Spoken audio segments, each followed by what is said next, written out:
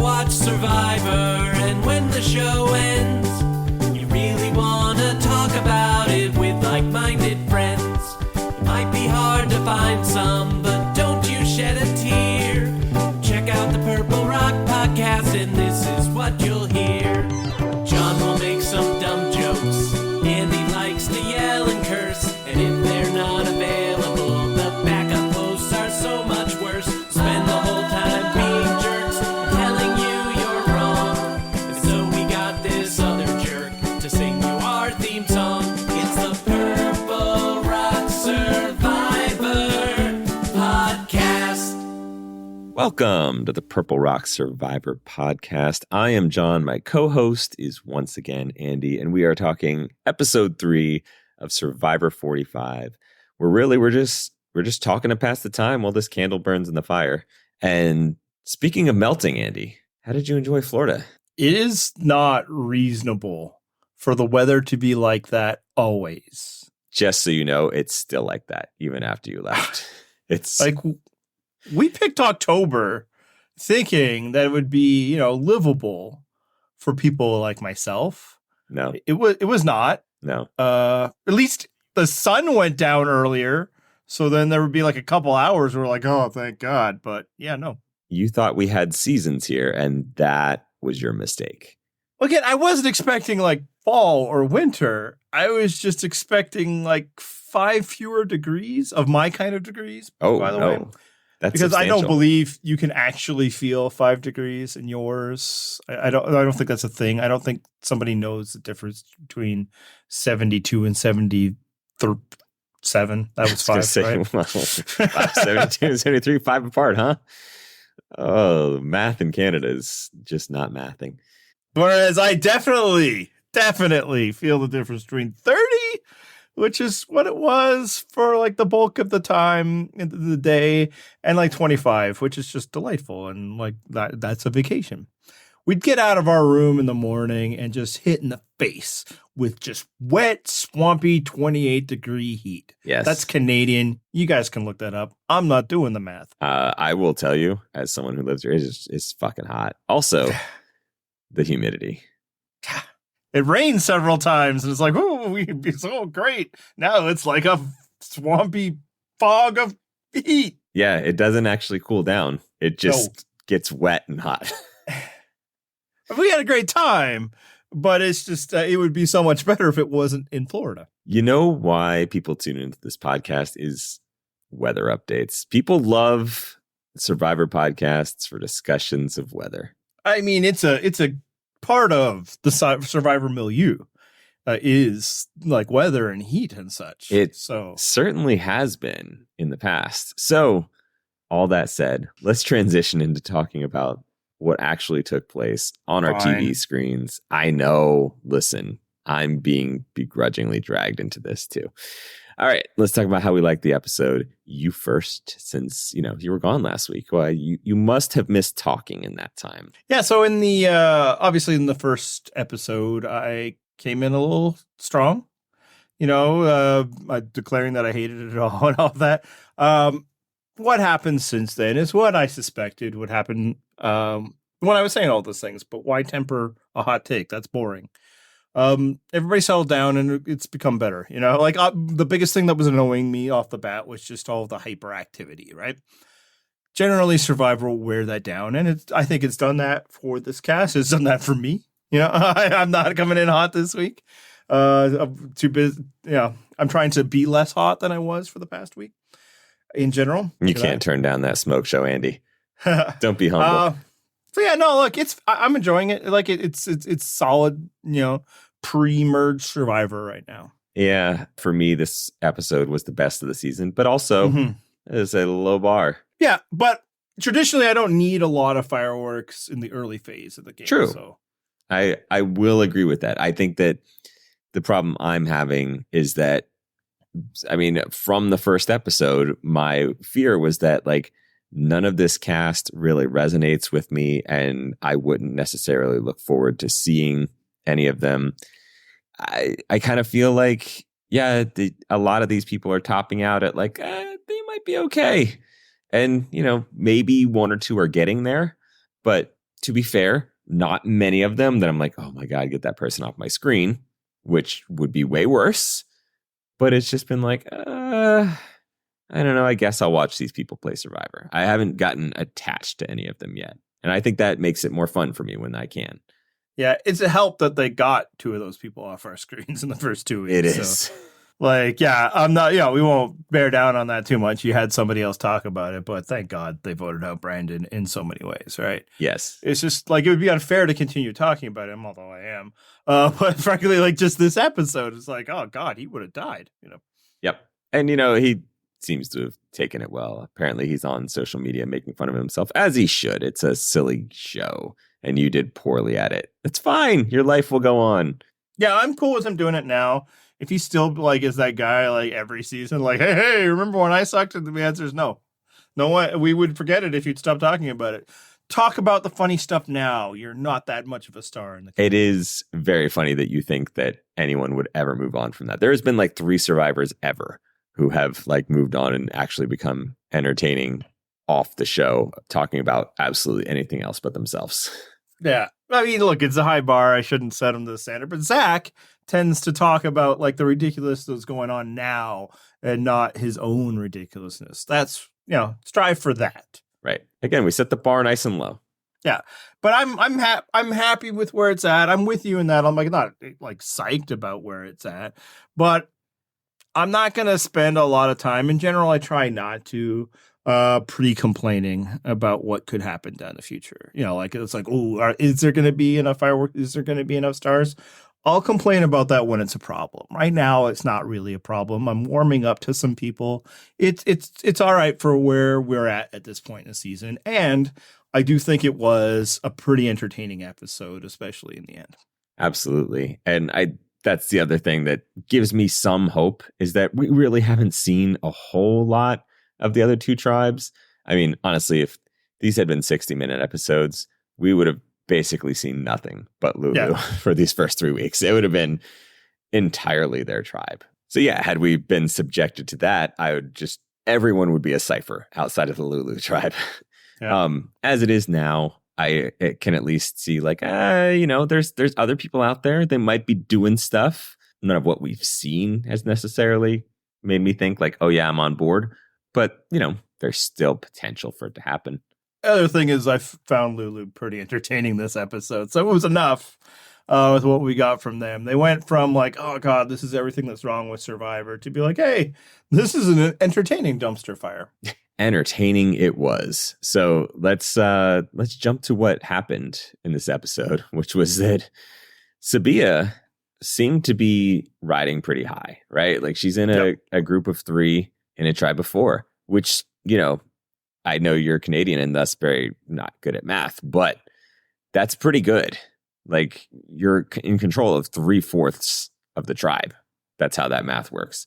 Yeah, I'm pretty good at the base 10 stuff. It's when you get to the weirder things that it gets to be harder. Gotcha. Now 3 out of 4 not having a vote. And therein lies the problem, which would come back to bite her in this very episode. Did you feel like she fucked that up at the end? Fucked it all up. Everything that you could fuck up, Sabiyah fucked up. Starting with the fact that she was operating as though she has a vote when she did not. I think more than anything, we'll get down to, common rules and that's the thing. But it's like, maybe don't be so pushy and enact complicated plans when you yourself cannot do the most important part of those plans, and that would be voting. Yeah, the one thing that I will give her is that had the plan gone as she envisioned, I think she did an okay job of setting that up in that she made a believable sell to Kaleb like, hey, here's the deal. I'll tell Emily we're voting you. You tell her that we're voting me. And thus it seemed like, we're each making a sacrifice here, throwing each other's names out, but we would never, right? Come on, we're bros. Which decent amount of cover for the plan that she's trying to do, right? Like she had something set up. We've seen people fuck that up way worse. And she at least put some thought into that. Yeah, I think it's fair to say for somebody operating without a vote and deciding that she needs to do a big major move. She did some groundwork for it. The problem is she was somebody without a vote, and she absolutely should not be looking to make a big move in this scenario. Exactly. And I think, talking about people as threats, there have been 2 votes so far. I'm not really worried about who I'm sitting at Final Tribal Council against, right? Like, and really, like 2 votes with an asterisk. Yeah, exactly. Like one of them was like, please God, vote me out, right? Like this has not been much game so far. And so I don't understand the rationale of the blindside just to blindside. Like you have so many more shots. I don't get it. I had to laugh out loud. And she was like, wow, it's going to be really hard to convince people to vote him out later. It's like, what? No, what? Since when? Yeah, I mean, you just said he's such a social player and we can all see him as a threat. What, do you think that everybody else couldn't then see that? You couldn't make this argument to a larger group later on, especially after the merge when people are just lining up to find a target that everyone can agree on? What was the urgency of getting Kaleb out here? I just didn't understand it. You know who would be worried? Like Kaleb would be tough to get voted for. It's like everyone else thinking that it'd be tough to get like Sabiyah and Sean to vote against him. But like people that he didn't even start the game with, all that, I think it'll be pretty easy. Right. Oh, you want me to vote for this person that I don't know at all? Yeah, I'm on board with that. Thanks for giving me a fucking free target. Yeah. Yes. Which isn't to say that Kaleb is doomed or anything, but just like the logic of how are we ever going to convince people that we should vote for such a threatening target? By saying he's a threatening target generally would probably do the job, especially when they were thinking that you'd be his number 1 ally in this scenario.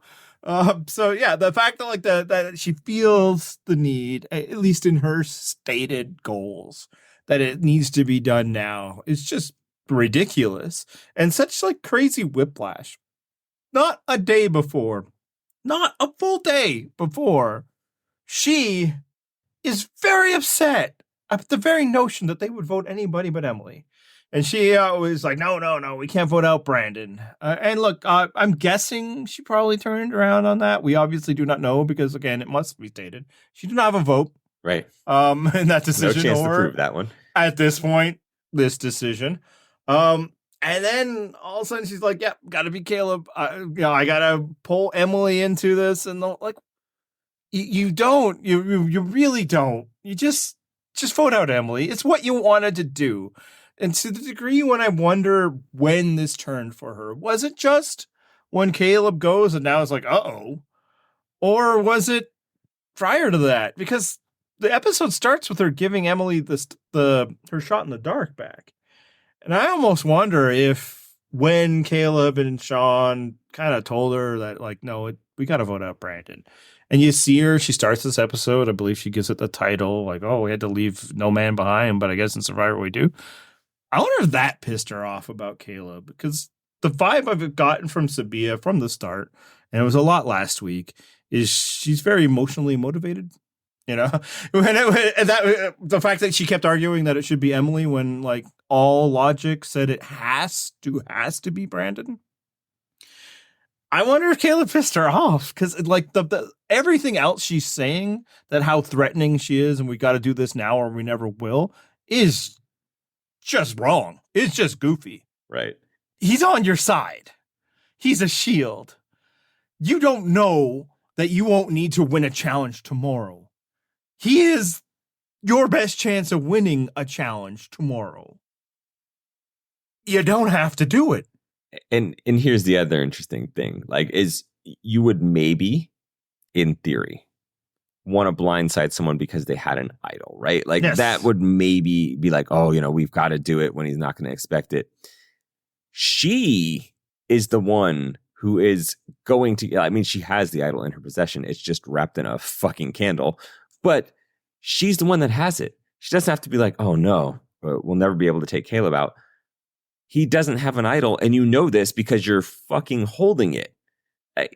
Again, it was just a bad plan. I don't understand the need unless there was a whole lot of information that we weren't being shown about her just, getting in tight with Emily and feeling betrayed by Kaleb. And this is just, too much off-screen stuff that we're trying to make canon in order to make that make sense. And I mean, undoubtedly, there is a whole bunch of stuff we don't know. That is 100% true of every situation. But I think we can reasonably say that, no, she actually hadn't gotten in well with Emily because results, right? Scoreboard will tell us that.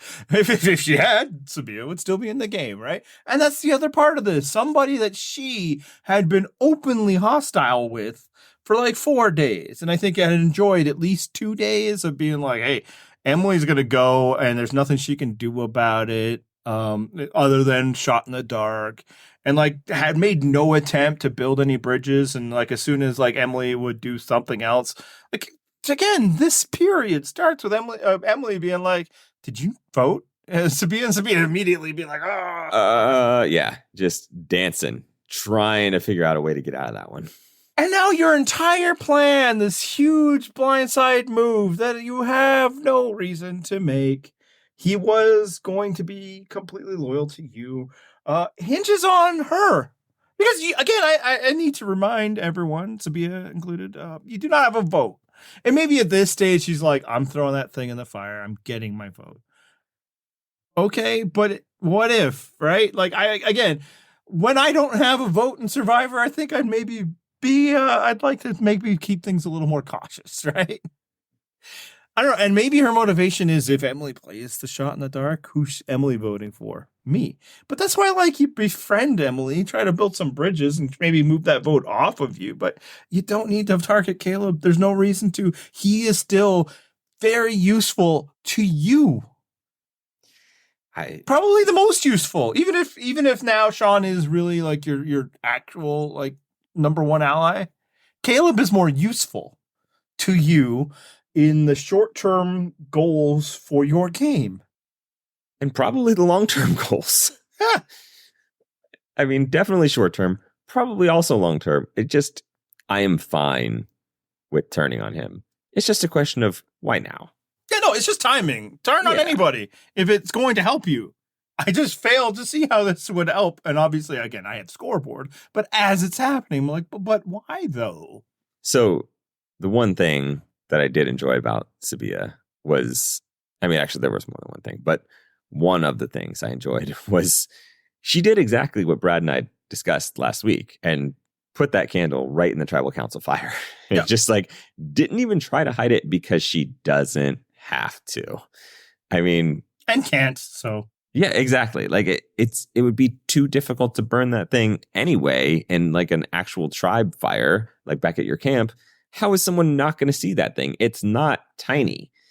So, and it would take a long ass time because that tribal council goes on for a long time. And, she's sitting there drawing things out, just talking, going back to tend the fire, looking at it again. It was going for a while. It would be very difficult to pull that thing off at camp. So why not just do it right in front of everybody? She'd already told Emily, no, it's not a secret to anyone. Take your idol. And she did. I enjoyed that. Oh, yeah, no. It adds to the overall enjoyment of the episode that we'll get into. We've already mentioned. I actually like Sabiyah a lot. But I like a lot that she, not as somebody I'm mourning the loss of, part of the probably, and that ended up being the biggest part of her entertainment value was crashing and burning at this moment. So she provided a really good character for the 3 days. So I'm not mourning her loss in that regard because it was all on her, right? She did it herself. And great, man. Just throwing that thing in the fire, talking about it, and did one of the cardinal rules of Survivor. Don't ask for permission. Just do it. Exactly. That's what I'm saying. She did some things right in this episode, right? That's true. Yeah, I've said she screwed everything up. No, that was the right thing. And then it leads to another mistake, which honestly, I'm not even going to falter too much for. And nor would I, but because that's what I'm saying. It's yes, it was not the time for that plan. However, if that's your plan, you got to see it through. Did the right things for that plan, right? She laid out oh, there's a reason that Emily would say the vote's on you. because if Emily does go running back to Kaleb, she can be like, yeah, of course, I told her it was you. We'd already said that in front of each other, so we're good. Yeah, and sure. And she can say like, oh yeah, of course, I'm melting the idol in front of everybody. That's fine. I'm being open and honest with you. So she set things up in the way that she should have if this was her plan.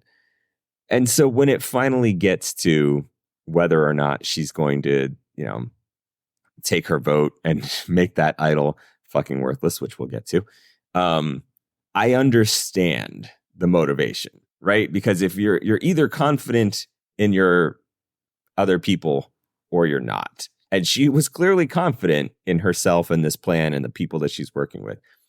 It was misplaced confidence, but she was clearly confident. Yeah, like scoreboard wise, it was the wrong decision because obviously playing the idol for herself would have saved herself, right? Right. But I have no. Also, voting for herself could have potentially. It still was a rocky road there. It's a tougher path, but it still could have done that. Yeah, ultimately, like if she had also voted. Yeah, I don't know. Again, I'm not sure the vote would have mattered much. I mean, at least pushing it to 2-2, that's something. Well, I mean, right? again, it would be 2-1, right? Or 2-0, right? She can't have the vote and not have the idol, right? The two would always be intertwined. So the idol is what matters. Oh, and you know what? That's the thing is if she's going to play her vote, isn't the idol only active at that tribal council? Correct. So you would just play it anyway. That's right. Yeah. So then if she's decided to vote, why not play the idol anyway? Yeah.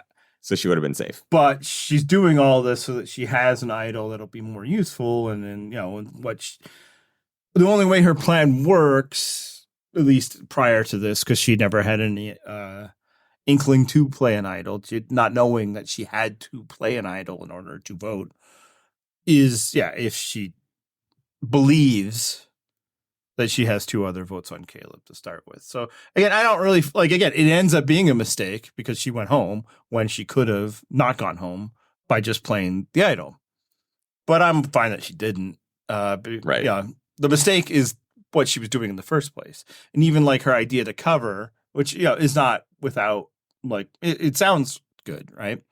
If Emily goes running to Kaleb and it's like, yeah, no, that's exactly what I told her. But that assumes that Emily didn't say, oh, no. She told me this while you were gone. She didn't tell me this. The timelines now don't match up. But yeah, when you were over at that other island, that's when she told me this plan, which is clearly before her and Kaleb have the conversation. Correct. We don't see this in the edit. I am very confident that happened. Because while Emily's telling Kaleb this, I'm like, why? You got to tell him when you heard this. But as soon as Kaleb hears that, now there's no more mystery about what he's doing with his vote. So I think I am pretty confident that Emily did tell Kaleb that when that conversation, when the turn against him happened, we just don't see it. Pretty reasonable to assume that took place. It would just be such a weird omission, right? You're trying to convince somebody and then you don't say that she's been talking to me about this for 2 days now. And so obviously Caleb's opinion on Emily has changed, but has yours changed? Yeah, it has. Oh, I enjoyed her this episode in specific ways. I couldn't stand her before. She hasn't been the same person. That's the story we're getting, right? And whatever. Am I a sucker for it? I guess so. She's amusing me now in a way that she wasn't before, in part because, and I'm not saying this will be a permanent thing, because I think if at any point she gets any kind of power, she'll be back to who she was, right? I mean, I think she's already even Kaleb that was saying something in this episode about the old Emily already came out. Yeah, no shit. No. She never left. Well, I find it amusing. It more she clearly struggles with the entire concept of social cues. Yes. Which is kind of amazing for this show specifically, right? This is true. So that I'm finding amusing, almost in parts endearing, because you see her trying to do the right thing, but can't, because she doesn't really have a concept of the way her words and actions affect other people. And and part of it also is, I mean, she saved my guy, right? So there's that. Your fellow Canadian. That's it. Yeah.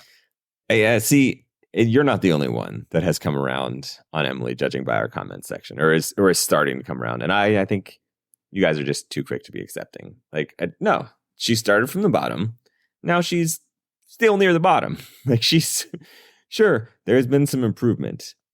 However, I'm not yet on board the bandwagon. It has a long way before it even gets to tracks that I will consider jumping on said bandwagon. I can't imagine a scenario in which I'll be like, yeah, Emily's a good Survivor player.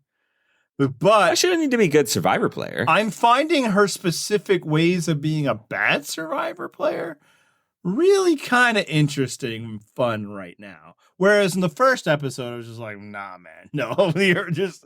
But because she like knows that like she's on, you know, pins and needles, it's amusing for me.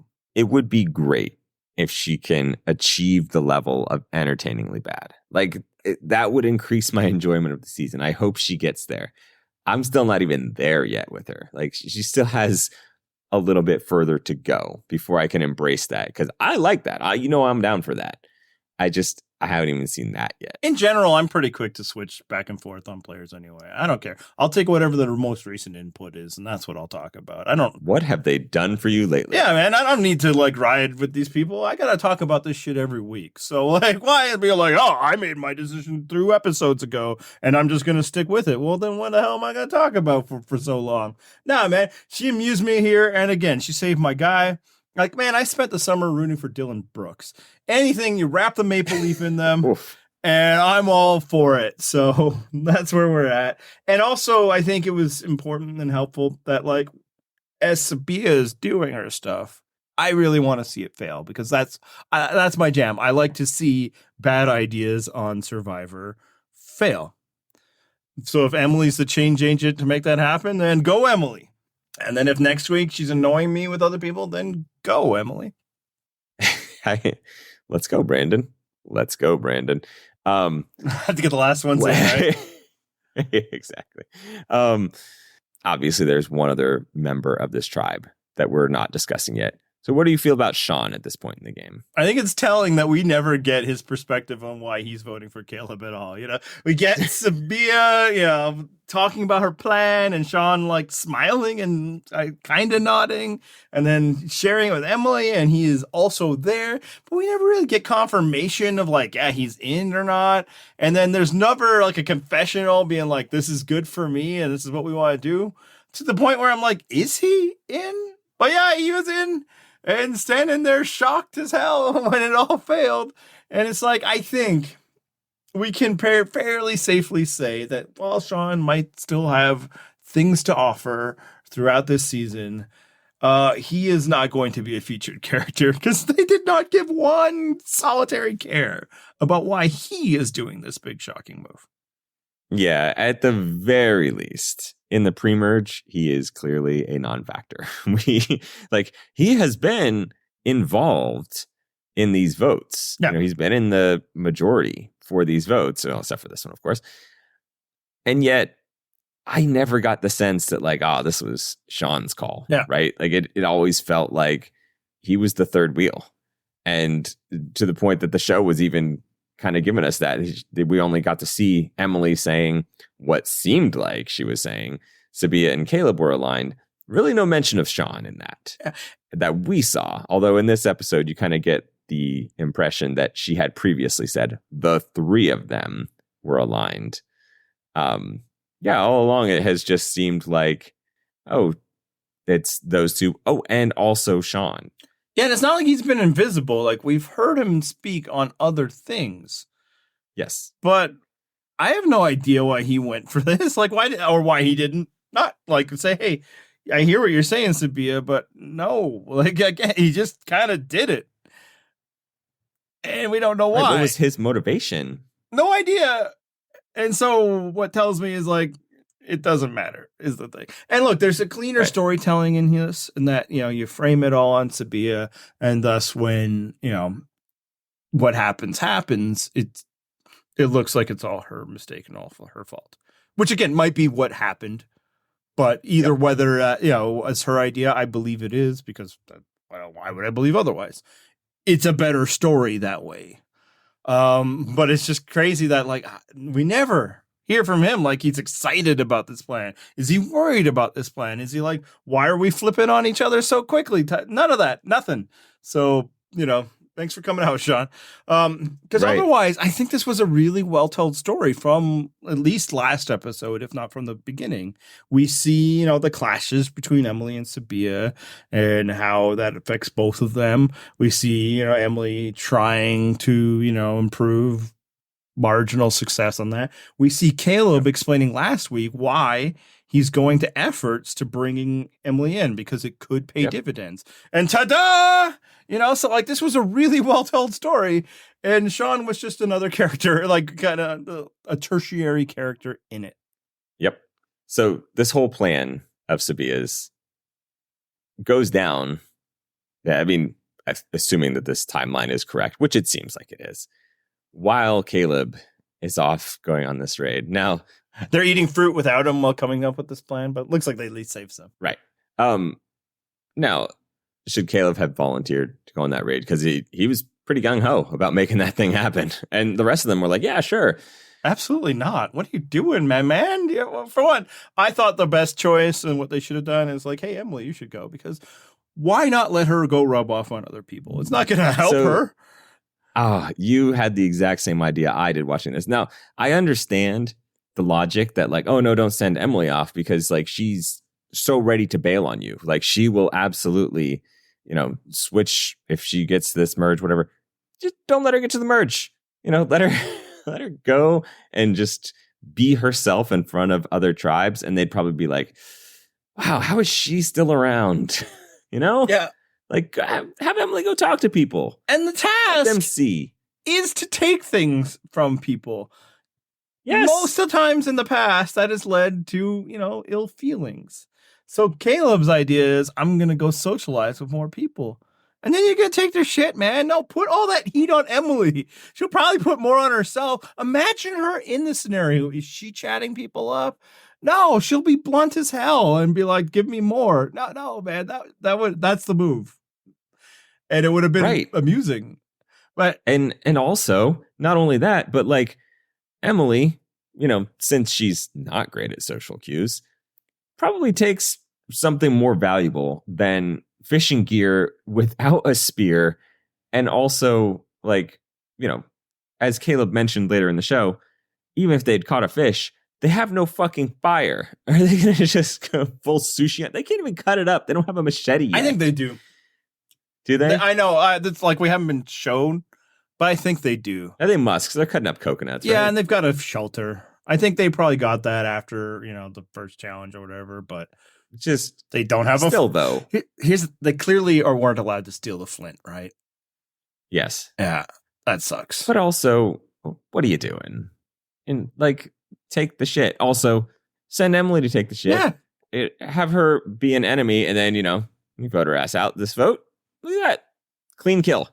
I think what happened in Caleb's mind is last time we really saw something like this, it was the surfer dude with the tattoo on his ass.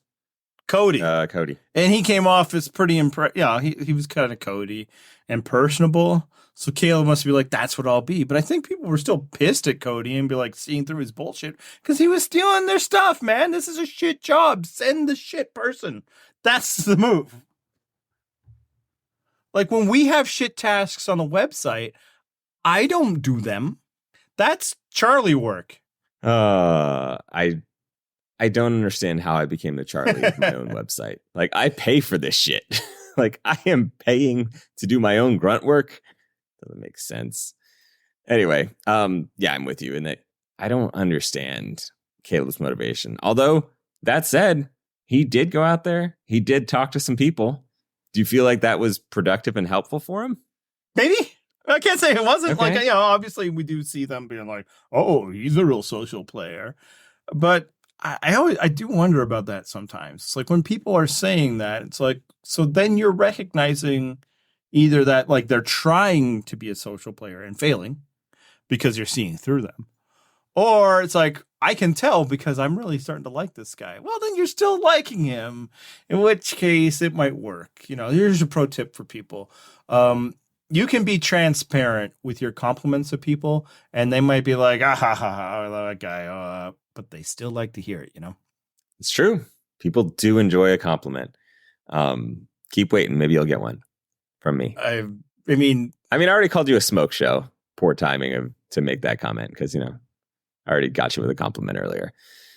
All right. Can I make a quick aside here? Yes, please. Because there's been something that has been weighing on me for most of the day. Definitely this podcast. This is the most important part of the day, much less any kind of prep for this show. Yeah. I devoted very little time to preparing what I might want to talk about on this show. But what I did spend a lot of time today thinking about was this TikTok that my friend sent me. And it was a video of someone saying that they were talking about slang in the generational divide in using slang terms. And he says, here's a funny story. My boss, if she's going to be gone for a few hours from work, will say, I'm going to be out of pocket from this time to this time. It's very funny. I share it in our Slack group and I'm like, this is great. I'm thinking this is very funny because this one individual is misusing this slang, this terminology, right? And so then Emma is like, oh my God, my coworkers also do this. And I'm like, what? This cannot be true. And it's coworkers, plural, not a singular coworker, which would have been weird and also funny, but multiple. And then she posts the receipts. So now we all start asking around because this is a thing. We have to find out, what is this common? We start asking around and we find that it's not a totally uncommon thing. So I need the people listening to this podcast to do something for me. This is very important to me because, as I said, I've somehow been thinking about this all day. I'm not on social media anymore. So this is like how I can obsess over the current trend. What do you think out of pocket means? And would you use that in a work context to mean unavailable? Yeah. Just hit us up in an email, in the comments, whatever format you choose. I want to know. You can hit Andy on Blue Sky. I'm sure he'll tell you how to do that at the end of the episode. I want to know what you think out of pocket means and how you would use it. That's it. Yeah. There's my rant. Yeah. When you told me, I was just like, he was like, that's not what it means. And then it turns out at least one of us think that it is. One clarification. We all know that what paying something out of pocket means. So we're not talking about that. Right. Yeah, this is I'm trying not to steer people towards conclusions or answers because I want their honest answer. Yeah. I don't want you to look it up and tell me. Don't go Googling around. Just tell me when you hear that expression, out of pocket, unrelated to money, what does it mean to you? Yeah. And I was thinking maybe we could put a poll. I'm not even sure if we still have that plugin, but doing so would kind of spoil it. So no, just in comments. When you hear, I'm going to be out of pocket, or so-and-so is out of pocket, what does that mean? What does that mean? Just tell me what you think that means. Because I need to know. It means something very specific to me. And like you, I was like, no, that's not a thing. Yeah. But apparently it is. Apparently it's a thing. So, all right. Now we can come back to discussing Survivor. That was going to weigh on me. I had to get that out. Speaking of out of pocket, let's talk about all these new rules and mechanics that were introduced. Are they out of office? I didn't know. They're not going to be available. So one of them, we were talking about Kaleb going on this raid. One of them actually happens during the raid, right? Kaleb has this new thing. He sees this note on the boat and it's like, hey, good news. Here's a Goodwill Advantage. You can give this to somebody else when you're off pillaging from their tribe. great, wonderful. What did you think of this new advantage? What are we doing here? Oh my God. Somebody responded on Twitter to us or added us. I'm not sure. Again, I'm not there that often, but I saw like a notification and I have a problem where I just can't not clear notifications. So that's how I see it. But sorry, I can't say who it was because I just kind of glanced at it. That this is like a bolt nullifier. Like, and it's clearly like, again, I suppose if you're out there taking away votes willy-nilly left or right, I see where you get to the idea of, well, maybe we should get it back. You're so close to the idea. I mean, it could be the more that you don't take away the votes. And it's also like this thing where it's like, we need to manufacture something. We can't just send somebody over to another island to steal stuff where, frankly, there's never going to be a lot of choice because we've already designed the game that people barely have anything. Well, we got to give them something so that they'll do something, and then we'll have this moment. It's like, and man, we're through the looking glass here, folks. You know, for me, this was such a hyper specific advantage. Like, you have to have a disadvantage in order to even find this advantage useful. Like, it is completely worthless to most players. Yeah. For a very limited subset of players, it would have value. It's like, I don't know if they do this in Canada, but like occasionally weirdo little stores will have like, oh, if your name is Steven, come in and get a like free pizza this weekend or something like that. Just these ultra targeted promos. Yeah. Where it's like, they did that once with Gord and the place went out of business. As they should. It's Canada. If it was a Tim Hortons, oh my God. They'd ran out of donuts. Can you imagine? And or coffee. That's what they sell there for our American audience. Anyway, just I had that same thought of like, who is this for? Yeah, so it's presented as this is a thing for you, Kaleb, to help make ties. And it's like, okay, cool. The most likely scenario is I'm going to give this to somebody and they'll be like, I mean, I can vote. So then what he does, almost certainly, this is what is in his, thinking, is he picked the guy that went to the advantage island. Like, well, he's the most likely guy to not have a vote right now. So him. And then, weirdly, Drew is just like, oh, no, I got it. And this is the advantage I got. Okay.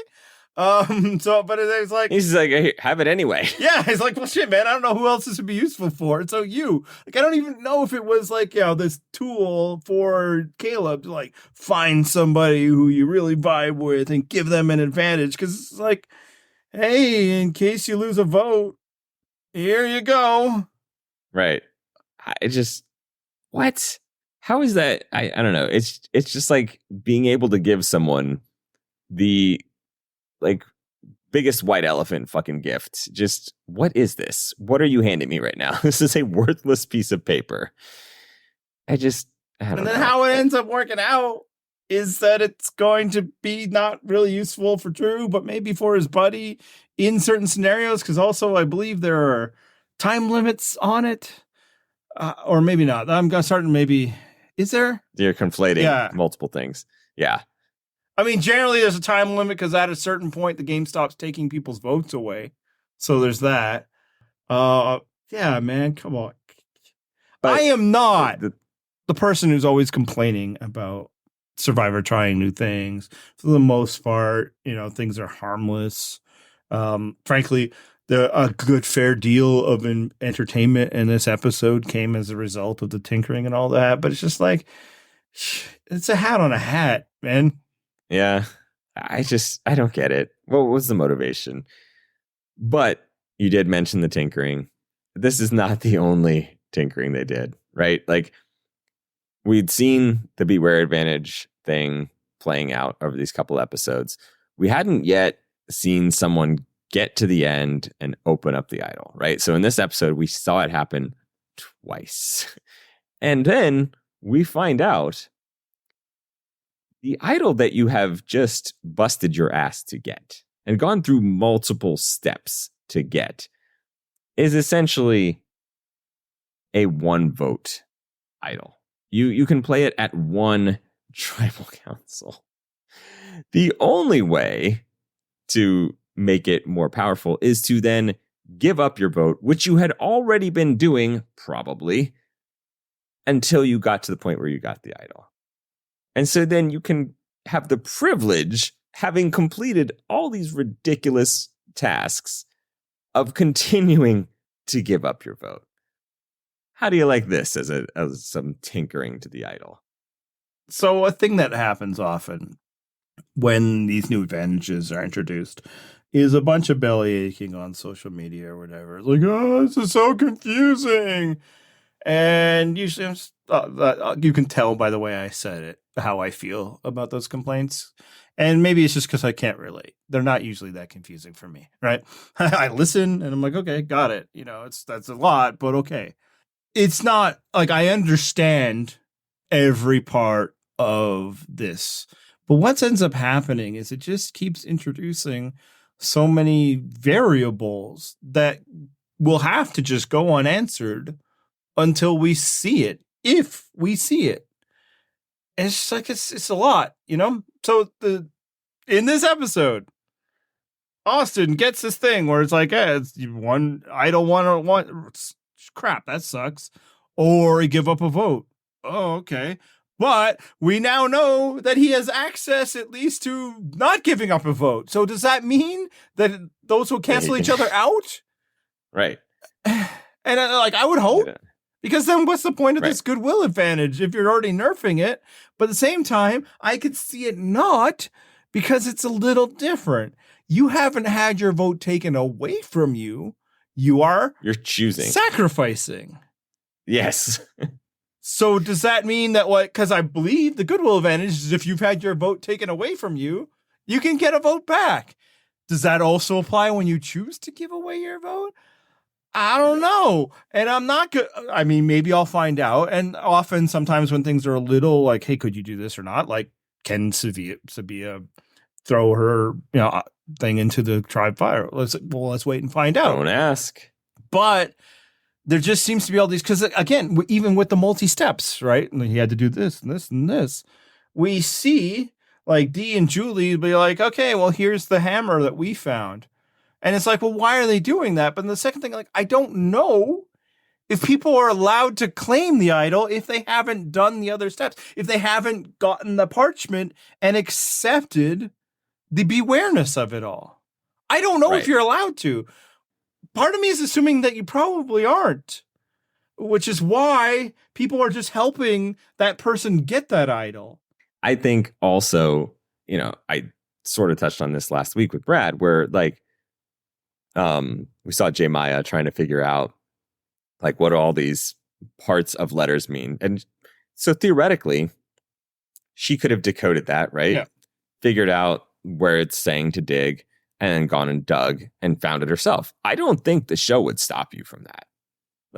It's the same as finding something that, when they used to just randomly hide idols, finding an idol without a clue. It's not that different.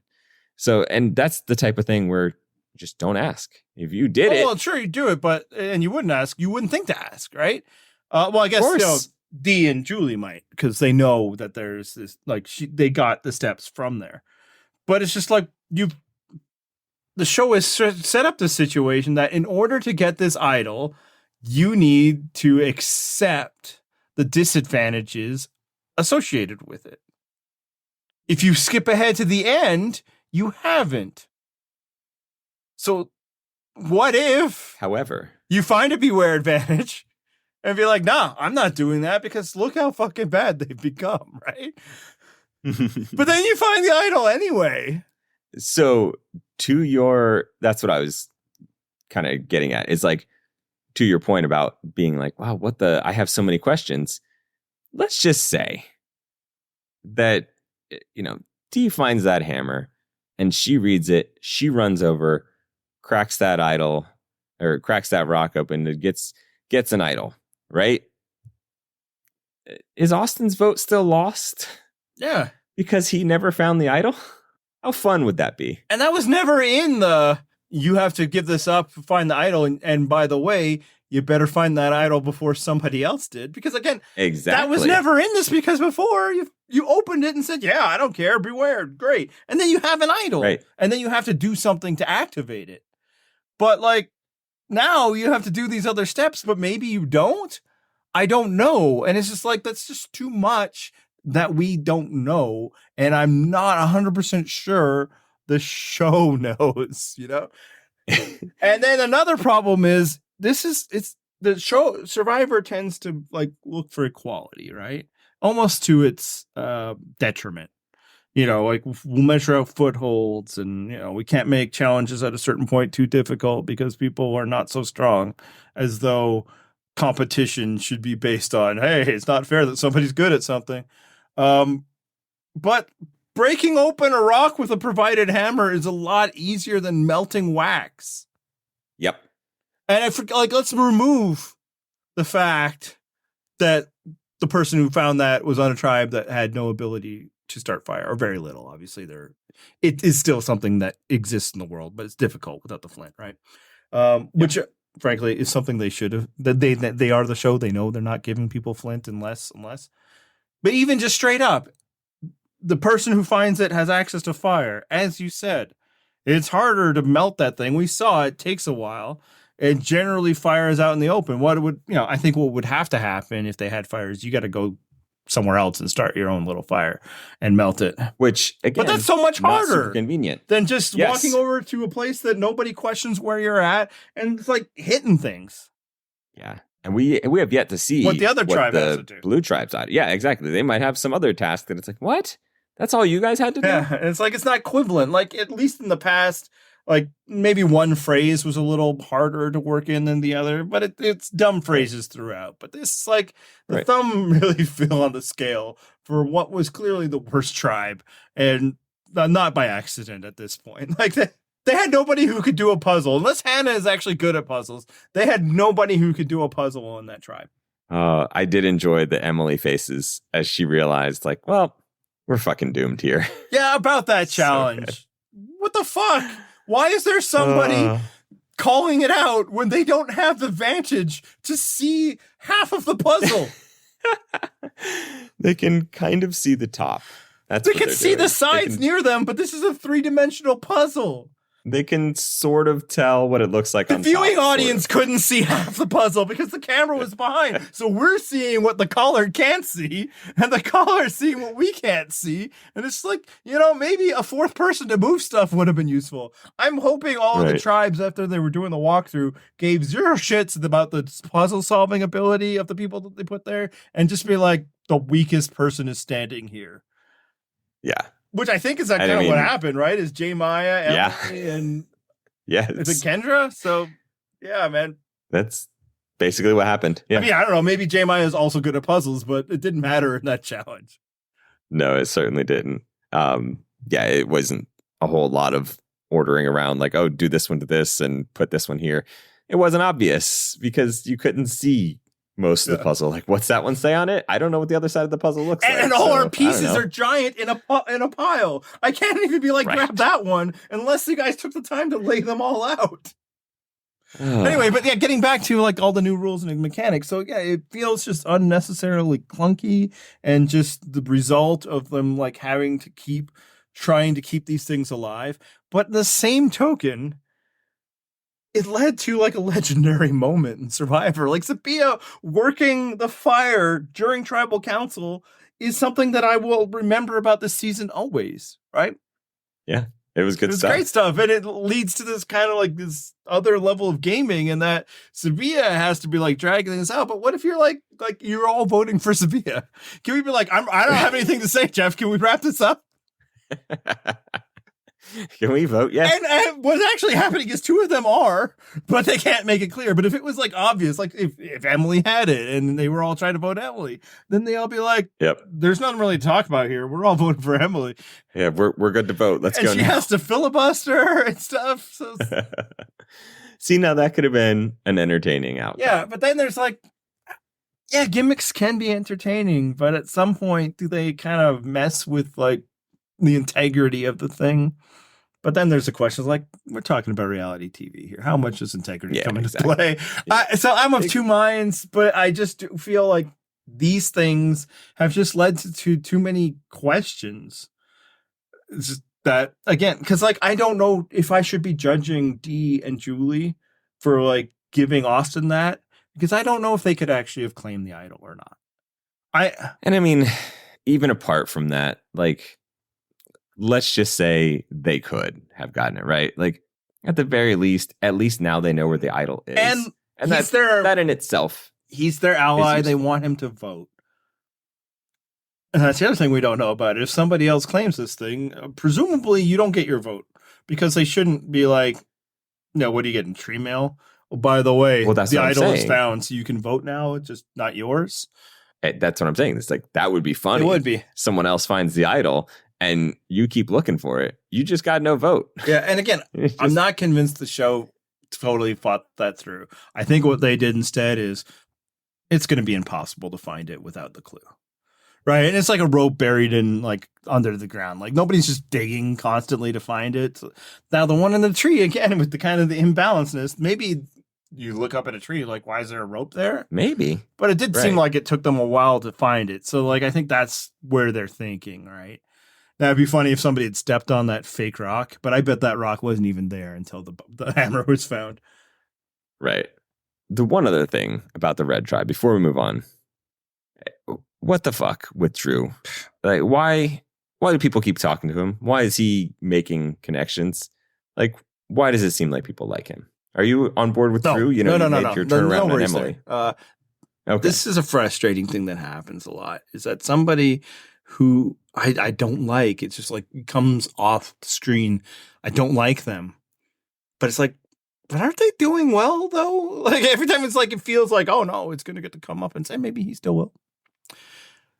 But, and it's like, oh, and they talk about their greatness and like, really? You?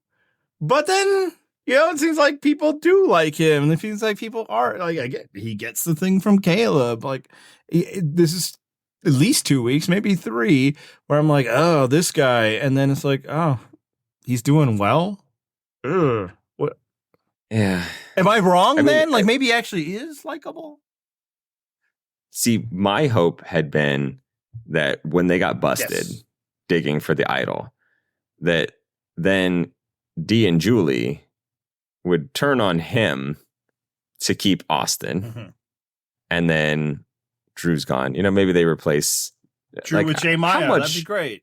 Right. Like, how much are you giving up, really? Like, that seems like a pretty solid replacement for Drew. Like, actually, to me, it seems like an upgrade. But for them, it would seem like I think, adequate replacement. So, yeah, apparently that's not going to happen. And I just dislike everything about this guy. You know, except that, like, again, maybe he's doing well, you know. But like last week when like he's at the you know, island of rewards or whatever, and like after talking to, you know, Bruce and who was it, Sean or Brandon, right. He's like, I like you both tremendously. It's like, fuck you. Sure. You just met them. Goddamn. Like, I dislike him. But it's possible he's playing the best right now. Is that? No. I have concerns. No. It also, like, one other thing which just occurred to me, like the whole idol fiasco, right? And how they got the idol. We're like 6 seasons removed from them just going to an island and just being handed just idol, like idol after idol, like 9 were in play or something like that. It was an insane number of idols. Just people were just like, here you go. Here's an idol. Here's an idol. Everyone had a fucking immunity out of it. It was like Oprah passing out cars. It was insane. Yeah, I'm glad you mentioned 6 seasons ago. That's the other side. That's why I worry that there's all these extra conditions and all these extra steps. But it might be a net positive that they've been nerfing these things. That there was a recognition, and I think a fair one, I think a correct one amongst the fan community, that idols had grown too powerful and that the people who had them had outside-sized advantages, which was also concerning, especially at the time when it seemed to be mostly men, right? The show is, I think, taking that away. And maybe that was a necessary corrective, that these aren't the be all end all, that that the chance to get them is a little more equal, right? Like the chance to get advantages anyway. It's not just, I mean, I never really believed the hype that like women were at an imbalance of the ability to get idols, at least once they stopped like hiding them atop trees or something. Cause I don't, my brand of equality or thoughts about women don't think that they're incapable of finding things. Frankly, in my household, These scoreboards seem to indicate. but there was something, right? And I frankly, I Right. thought it was more a social conditioning thing, that they were Sure. casting women that were a little less ambitious, and also that there was this idea that like men were free to roam around more than women. And I'm like, well, just don't listen to that. Go roam around yourself. And I think once women started finding them and they started showing that, you know, it is important, women started to go look for them more, right? But now it's kind of random, right? People get selected to go to this idol, to this thing. Sometimes they're selected by their own tribe. Sometimes they're selected by the others. Sometimes it's random chance. So in that, like, again, these all might be positives, and that like it's brought some equality to this. At the same time, it's like, I don't know. It's just, it feels like a lot. And then the other thing is it bad for idols to actually have power and ability? I don't know. Right. I mean, if you want to make an entertaining show, shouldn't you want to have a powerful advantage available? Like, isn't that kind of a thing that would make the show entertaining? Yeah. And again, like, there was some idols that needed to be nerfed. Obviously, the initial one, that sort of thing. And then once Tyler Perry was involved. But I think in general, it's like, you got enough of that? I don't know if you need this. That said, I don't mind various expiration dates on different things, because it helps avoid a scenario where everything expires at the same time, which can lead to, you know, we all know what that leads to. We don't need to bring, well, whatever. The cerebral one. There you go. But the other problem, and maybe this is like the show trying to work against like the dragon hoarding of advantages that keeps going on. But I think what you see with like this, you know, vote nullifier, and power without power or whatever. So there you go. Power. But yes. If you get these things, and I believe I said this last season or another season before, just act like you don't. Just act like you don't have it. And if a scenario happens where it'd be useful, then use it. And frankly, the first time a scenario happens where you think that it would be useful, just use it. Don't twist your game into be like, yes, this is such a powerful thing that I have to maximize this advantage. Because these are bullshit. It's all bullshit, man. This guy, like, I didn't have a vote for like most of the show so far, like 6 days or whatever, all to get an idol that expires the first time he goes to tribal council. You know, it's just like, yep. Unless he decides that voting isn't important, and like voting tends to be important, but not always. You know, so it's just like. And I think maybe the new meta is just ignore all this noise. It's noise. They do what Brandon did. Don't even, like, I don't want the beware advantage. Now, maybe follow that up with, I'm also not going to risk my vote like 10 minutes later. But you know where we're not hearing any noise from? The Belo tribe. I am a master of transitions. Belo tribe, once again. Are you picking up any narratives from this tribe? You got not any new ones. Katara still finds Bruce annoying. Next, Kelly and Brando are in the middle. I will say, I do like Katara. Oh yeah, no, I don't dislike it. No. I'm just saying, like, it feels like such relatable content to watch someone just wanting any indication that the other people around her see that this person sucks. Right. Like, I have been there so many times with people I work with. I'm like, are we just humoring this person? You all do understand. You see what I'm seeing, right? You don't understand how badly I need to shit talk. Is there like a DM thread that I can get into? Yes, like, I know that we're all pretending to this person's face that they're not awful, but like, we're all on board that this person sucks. Yes, please, someone. So I get it, Katura. I mean, regardless of any thoughts I might have about Bruce, I understand that struggle and I sympathize. Yeah, no, I'm fine with them hitting that beat again. It's a good beat so far, but there's nothing else going on there. And you know what? No. Good for them. Good for Kelly and Brando for not making a choice just yet.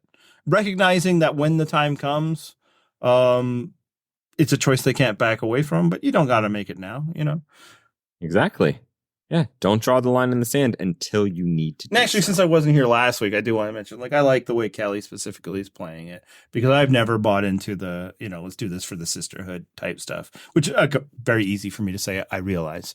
But it's just your motivation should be what can help me win Survivor, not what can help me, score points while watching other people play Survivor, from the jury box or wherever else. So, well, see, I also specifically like that she kept that door open. No, again, right? It might get to hey, Kendra and Katura will be your best option. Then boom, go for it. But if they're not helping you advance, then don't. And don't feel bad about it. No, only one person wins the prize at the end of the season. That's right. And so the thing is, it's also, she could make it seem like she's on board with that alliance. If they all end up deciding, Brando included, that they want to get rid of Bruce, great. Yep. Then it looks like she's stuck with that alliance and she kept her little swing vote going with Brando.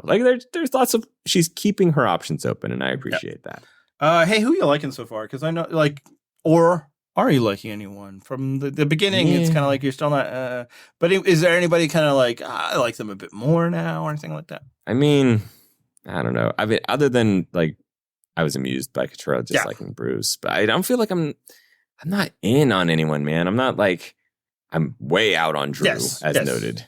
I can grant you all that Emily is improving. I'm still not nah, I'm not interested. I find her interesting it would, more than I like. She's going to have to get more train wrecky to get me on board, which she does have the potential. I'll give you. I just love how she's has the potential. Sabiyah, did you give up your vote? Just not recognizing that that's an attacking thing. Even though, again, she's right. Yes. She's right.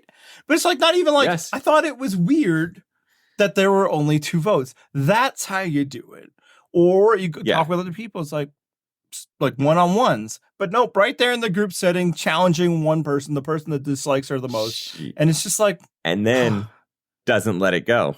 That's the key. Not just making that, just not letting it go. Did you guys not notice that? Bring up yeah, did you, Jeff read only 2 votes. So you can tell they're really? Oh my God. And just keeps on trucking, just pushing through that thing. And it's well, no, of course you're going to send Kaleb. He's the biggest social threat or whatever, or the biggest social player. It's you don't say these things. And it's at this point when it's not, I find all the black people on this season suspect, when it's not that and it's these things, it's kind of that's amusing. And I kind of want her to see how far she's going to go with this in other aspects. I mean, again, I'm open to her getting worse at this, and then I'll be on board. But as far as other players, nah, no one's jumping out at me. How about you? Yeah, so I'm all on board for Kaleb. It helped that he was shooting them hoops pretty good, Oh yeah, look at that. Yeah, first shot, best shot. Sad that nobody tried to dunk it. Just shout out to JD, but oh, what a legend! Miss that guy. Or you just do a left-handed layup just to show Probst how it could be done. Mm-hmm. Yes. Just rub it in his face. It's not that hard. Also, I don't believe that's the only reason he didn't make it, because as somebody, again, it's in Canada, it's, community league, so people pay, many kids aren't doing those left-handed layups. When we do quick evaluations, since we have people run the left-handed layups, and either they're left-handed, so that just takes them out, or it's okay, these kids can do it. They're the better kids. But the rest is just you don't be that's kid's no good because they can't do it. It's that's a lot of them, right? That's the standard. And then it's okay, they also can't do it right. They suck. And then you move them down to the lower league. So no, and then he's Canadian. I just kind of like his vibe. I'm not saying he's sensational character. And that's actually kind of a place where we differ. And I think even you have differed over the years. I'm not sure modern Purple Rock John would be cheering for like Yule or Earl anymore. I think something changed in you where if there's somebody's just like not super dynamic, you just don't care. Like, I think it's like you got Tony pilled at some point, and now you just keep chasing that dragon. So that like, yeah, because like, yeah, you keep saying it like nobody in 43 was good. So I'm like, oh, Jesse was actually pretty good. It's like, oh yeah, I completely forgotten about him. Yeah. And it's like, I think you don't care for normies at all anymore. I'm so past that. I mean, the thing is, like, yeah, someone did point out to me, like, no, Jesse actually strategically did. I'm like, you know what? That's true. He did do some stuff. But also, I was so bored on that stuff. I get it. I was so out. Just, and then it ended with Gabriel winning. Like, I don't know. Again, I'm not trying to be like 43 is good. It was not. Ugh. But it's just, I found you're like you're all about you're like the Phoenix Suns. You know, stars and scrubs. That's it. Yeah, that's what I'm saying. Yeah, I might be a 7 seconds or less guy. Like I'm. Oh, actually, no. I guess the current ones aren't 7 seconds or less. They're just the Suns. But yeah, you might be right. That might be. I've moved on. I've evolved as a Survivor fan. And then I don't know if I like him specifically, but a lot of Jake's scenes just amuse me because Boston accents are amusing to me. Again, I'm not sure how I feel about him specifically, but like when he was like, I was seeing stars, and that's it's just like perfect. Thank you. That's what. Well, so the one thing, like I have done. Not that I'm like Mr. Outdoors or anything, but I've done enough fires, right? That I know you don't just stand there taking deep breaths. Let me write this down. Right above the smoke. Don't breathe in the smoke. Like, got it? Check it. Right. Just logically speaking, you should know. Don't keep inhaling that stuff. Like, have you seen the videos of people laying down next to the fire and blowing on it? You can do that. There's a reason that they do that. And that's because the smoke would then be above their nose and mouth. So, maybe just don't put your hands on either side of the fire and just like go on all fours and blow on it. Like that's not the way. That is not wicked smart. It's not. Still out on Sifu. There we go. Yeah. Yep. Yeah. All right. Let's move on. If you want to find our website, it is purplerockpodcast.com. We're out on social media, except Andy. You have Blue Sky. You don't want to plug that? No, I barely post. Nope. And actually, I'm at a crossroads because I've given out codes, and I have more if anybody wants them. But I don't really want to follow people who post about Survivor. I don't. Again, not again because the app doesn't allow me to like filter or whatever. Like in the old health site, I had 2 accounts, and if you were about Survivor, I followed you on my Survivor account, and if you then I wouldn't follow you on the other account. And basically, it's just I don't watch Survivor while it's airing, especially not when it's airing on a certain time zone. So I keep like looking on Blue Sky, scrolling through, like reading some basketball stuff or whatever, and then there's something about Survivor. So yeah, you'll never. You will probably. I should say never, but I currently not posting about Survivor on that app or barely anything. I'm starting to not really post much to social media. I haven't even posted photos of my most recent trip, which I'm guessing my mom isn't happy about, and I should probably get on that, but whatever. Because that's what that other site is for. Posting things so relatives don't like expect individual messages from me. Yes. No phone calls required. So instead, this is what I'm going to plug is YouTube. Which we have a YouTube channel, and we'll just say you might have noticed that we stopped posting to that too. That is not like some kind of stance or anything. It's just we forgot. Laziness. We forgot for like 2 episodes last season. Then we're just like, bleh. Because it is like kind of an annoying extra step to take audio and make it video and then post it on there. Even though I know it's like some people prefer to watch it that way. We would get, hundreds of views or whatever, which is weird for like over an hour of like the same screen for me, but I'm old. I don't understand how the youths use YouTube, but we're just not doing that now. Sorry. It just didn't seem worth it until we make actual video content, which I'm not sure if we will or not. It could happen. Instead, you should all follow my kid's YouTube channel. It's Biscuit Dog 3000, spelled just the way you'd think those things would be spelled. He's very excited to tell us when the views are up. He makes stop motions about his like Godzilla toys, so I'm sure large crossover audience for those things. Yeah.